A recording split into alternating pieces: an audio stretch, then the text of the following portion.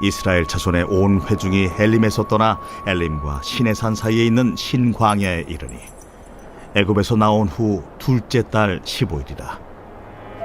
이스라엘 자손 온 회중이 그 광야에서 모세와 하론을 원망하여 이스라엘 자손이 그들에게 이르되, 우리가 애굽 땅에서 고기가마 곁에 앉아있던 때와 떡을 배불리 먹던 때에 여호와의 손에 죽었더라면 좋았을 것을.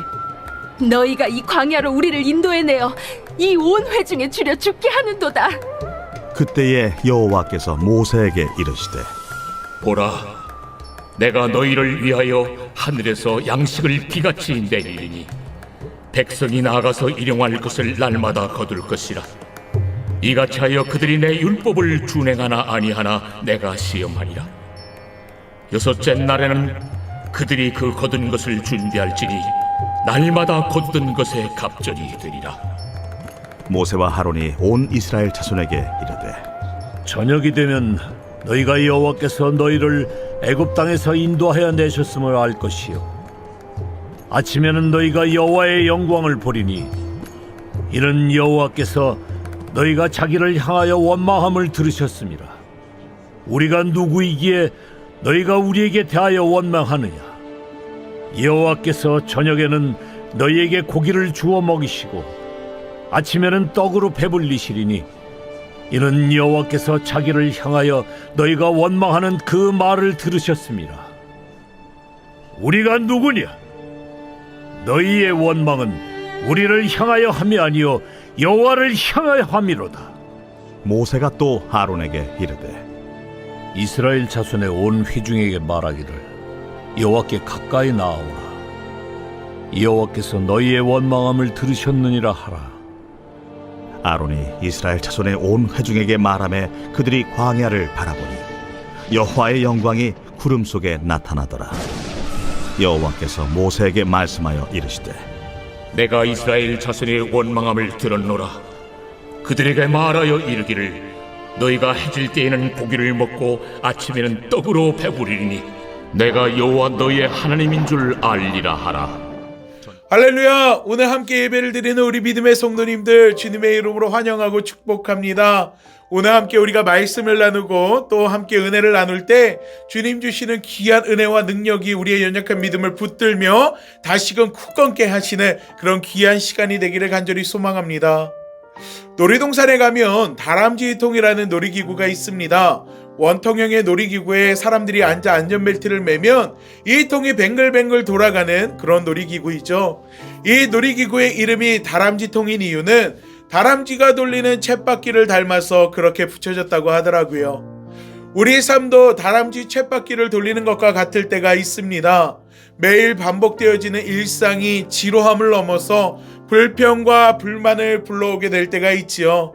매일 같은 장소에 매일 같은 사람들을 만나고 매일 같은 일을 하다 보면 지겹고 또 실증을 느껴 도망치고 싶은 마음이 들 때가 있습니다. 그리고 이러한 시간들이 오래되면 오래될수록 무기력함을 느끼게 되죠. 오늘 본문에 등장하는 이스라엘 백성들도 이와 같은 일들이 일어나게 됩니다. 아침에 일어나 하나님이 주신 만나를 거두는 것으로 시작해서 구름기둥이 움직이는지를 확인하고 그 기름기둥을 따라서 이동하는 것이 이스라엘 백성들의 일상이었습니다.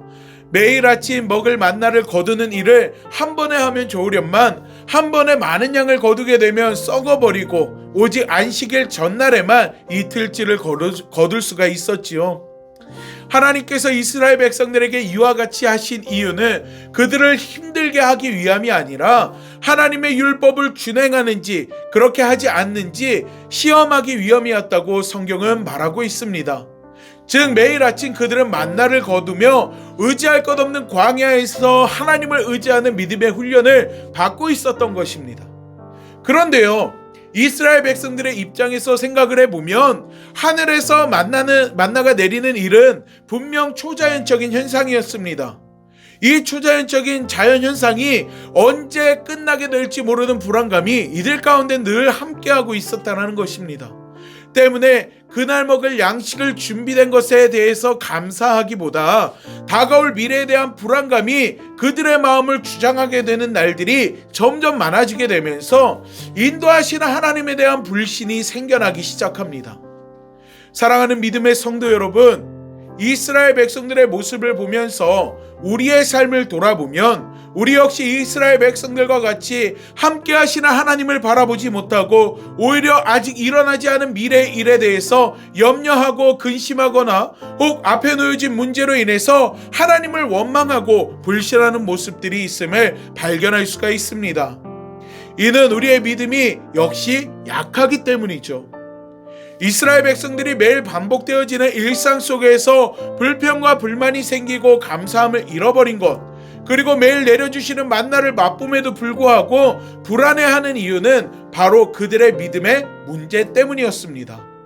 함께 하시는 하나님에 대한 신뢰가 약하기 때문에 불안에 휩싸인 삶을 살아가게 된 것이죠. 여러분, 만나는요, 하나님의 선물입니다. 하나님이 이스라엘 백성과 함께 하시며 그들을 먹이시는 분이심을 그들은 만나를 통해서 알 수가 있었습니다. 하늘에서 비같이 내리는 양식을 바라보면서도 근심하는 이들은 진짜 하나님을 그 마음 가운데 신뢰하지 못하기 때문임을 우리 성경은 보여주는 것입니다. 믿음의 문제, 오늘을 살아가는 우리에게도 동일하게 있습니다. 세상이 점점 발전하고 문명화되어 가면서 하나님의 말씀을 과학적이고 논리적으로만 믿으려고 하는 모습들이 우리 가운데에도 있습니다. 분명 우리 눈에 보이지 않지만 인도하시는 하나님께서 우리의 기도에 응답하시고 역사하시며 축복하시는 일들이 우리 삶 가운데 분명 있었음에도 불구하고 이를 경험했음에도 스스로 깨닫지 못하거나 아니면 당연한 일로 치부하는 우리들의 모습이 있다라는 것입니다. 사랑하는 믿음의 성도 여러분, 오늘 이 시간 하나님께서 여러분의 삶 가운데 내려주신 은혜와 축복이 무엇인지 이 예배가 끝나면 가족들과 함께 혹은 혼자서 잠잠히 한번 생각해보는 여러분이 되시길 간절히 소망합니다. 우연의 모습으로 혹은 자연스러운 그런 결과들로서 아니면 확실한 기적으로 응답하시고 이끌어주시고 인도하신 하나님의 역사가 여러분의 삶 가운데 분명히 있을 줄 믿습니다. 이를 의지함으로 하나님을 향해 보다 확고한 믿음을 갖는 여러분이 되고 또 한 주간 삶의 자리에서 원망하고 불편하기보다는 감사의 고백을 올려드릴 수 있는 여러분이 되시기를 간절히 축복합니다. 우리 이 시간 기도하도록 하겠습니다. 사랑의 하나님, 우리의 이 믿음이 연약함을 이 시간 주님 앞에 고백합니다. 하나님, 연약한 저희들의 믿음을 주님께서 돌아보시고 이 시간 주님의 능력의 손으로 붙들어 주셔서 우리 인생의 그 삶의 걸음 가운데에서 좌로도 우로도 치우치지 아니하도록 주님 붙들어 주시옵소서. 오늘 본문 속에 이스라엘 백성들과 같이 익숙함 속에서 반복되어지는 일상 속에서 함께 하시는 하나님을 바라보지 못하고 살아가고 오히려 불안함에 쌓여서 살아가는 모습이 우리들의 모습임을 고백합니다. 하나님, 함께 하시는 하나님, 우리 눈에 보이지 않지만 우리 삶 가운데 크고 놀라운 일들을 이루시며 우리 인생의 걸음걸음을 인도하시는 하나님, 그 하나님을 바라보며 나아가는 이 시간 우리 믿음의 성도들을 주님께서 기억하여 주시고 주님께서 우리 믿음의 성도들의 삶자리에 함께하여 주시사 날마다 하나님의 은혜와 역사를 발견하고 하나님 앞에 감사의 찬양을 올려드리는 삶을 살아갈 수 있도록 주님 도와주시옵소서. 우리의 연약한 인생의 걸음걸음, 우리의 연약한 믿음 하나님께서 붙들어 주실 줄 믿사오며 예수님의 이름으로 기도하옵나이다. 아멘.